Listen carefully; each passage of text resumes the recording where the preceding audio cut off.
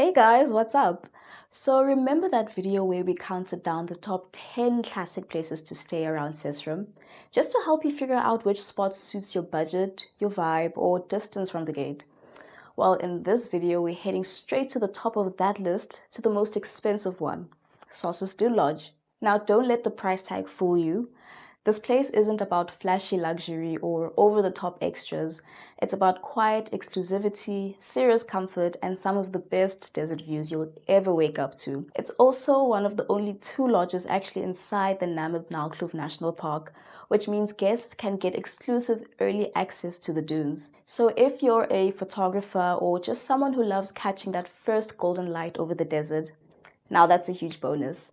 Let's jump in and see what makes this lodge so special and why travelers are happy to splurge a little extra for this experience. First up, we have the setup and the uniqueness. So Sossus Dune Lodge is an eco-friendly property designed in what they call an Afro-village style. A mix of wood, canvas, thatch, and glass, the chalets are built to blend into the desert rather than stand out from it. You won't find random paintings or fancy decor here. The Namib Desert is the actual artwork. One wall of each chalet is mostly glass, giving you uninterrupted views of the dunes and plains, while the rest of the structure uses natural materials that keep everything warm, simple, and grounded. From your deck, you can watch the desert shift color with the light, pink at dawn, burnt orange by mid-morning, and deep red at sunset. If you're lucky, you can even spot oryx or springbok wandering nearby. It's quiet, elemental, and incredibly peaceful. The chalets are built along raised wooden walkways, which not only protect the fragile desert ecosystem, but it also gives you that nice elevated view across the landscape. There are 25 chalets in total, spread out nicely on either side of the main lodge, each with its own private platform and the view. The design makes sure that when you're sitting on your deck, you can't see your neighbors. It's all about privacy and immersion in the desert. Each chalet feels spacious and comfortable, split into two main sections. One side you've got the bathroom with twin basins, a walk-in shower, a flushing toilet, and space to hang your clothes. On the other, there's the bedroom area.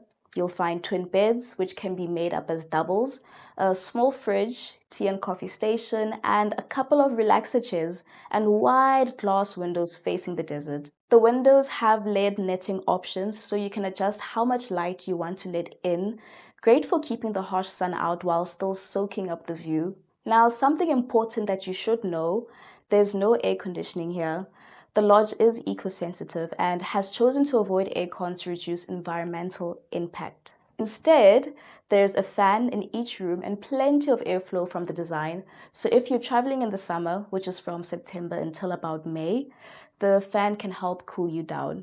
Nights, on the other hand, can be cold and chilly, dropping to about 5 degrees Celsius, even lower in winter months, being from late May to early September. So they do provide extra blankets for this. There are talks about possibly adding aircon in the future, but for now, the eco values still stands. Outside, each chalet has a large deck with seating, perfect for watching the sunset or doing a bit of stargazing. Guests who are into photography and content love that at night, you can set up your camera for what they call time-lapse shots. The stars out here are absolutely insane. Namibia is famous for its clear night skies due to the low light pollution. The main lodge area is built around a restaurant and a bar, with a cozy lounge and a viewing terrace that looks straight out over the desert. There's also a swimming pool tucked against the base of a small hill behind the restaurant. The pool is not massive, but it's a refreshing spot to cool down after a long sandy day in the dunes. Wi-Fi is only available in this central area. It's free for guests and the password is usually written up on the wall, or you can just ask one of the staff. It's not the fastest, but it's enough to send messages or check your emails. Out in the chalets, there's no Wi-Fi. It's just you, the silence, and the beautiful desert. The raised walkways connect everything, so you'll walk along them to get from your chalet to the main area. It's part of the experience, especially at sunrise or sunset when the light hits the walkway and the dunes show off an exotic glow. There are also two honeymoon chalets located right at the far ends of the walkway. They're slightly more private, come with double beds, and are perfect if you're after something more secluded. Though fair warning, they are also the longest walk from the main lodge. So here's how to find Sossus Dune Lodge.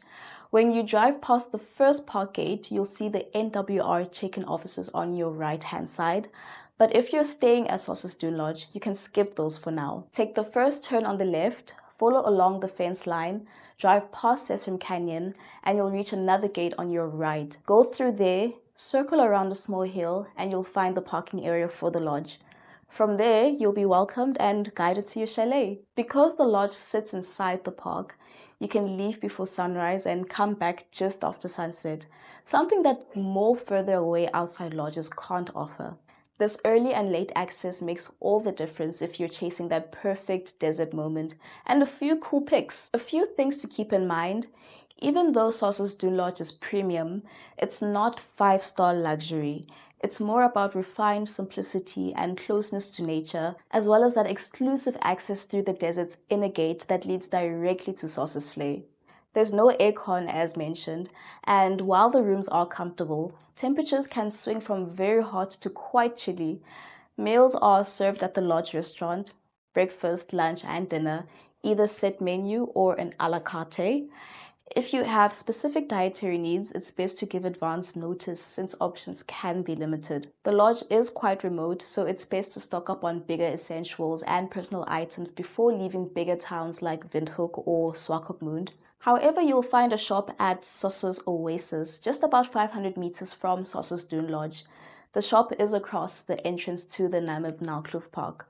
It's a good stop to refresh, refuel, and restock before or after your trip to Sossusvlei. The shop stocks snacks, cool drinks, groceries, toiletries, frozen meats, and freshly baked goods delivered daily from Sossusvlei Lodge, roughly 5 kilometers away from Sossus Dune Lodge. You can also find firewood, ice, camping gear, and curios, along with a fuel station, tire workshop, and clean restrooms, making it a convenient all-in-one stop in the desert. The peak season at Sossus Dune Lodge runs from May to October, when cool, dry weather makes it ideal for exploring and photography. The rooms do fill up quite fast during this time, so booking ahead will be a smart move. Sossus Dune Lodge might be the priciest option on our top 10 list, but it earns that spot gracefully. You're paying for something that's hard to put a price on. Silence, space, uninterrupted desert views, and that exclusive access to the dunes at sunrise and sunset. It's not about luxury in the traditional sense. It's about connection. It's stylish, peaceful, and deeply tied to the environment around it.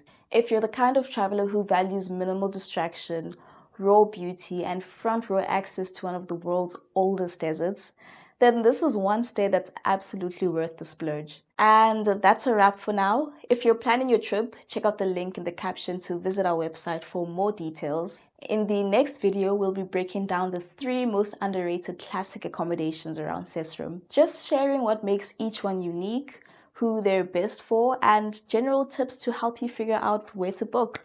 Thanks for watching. I'll see you in the next one, and happy traveling.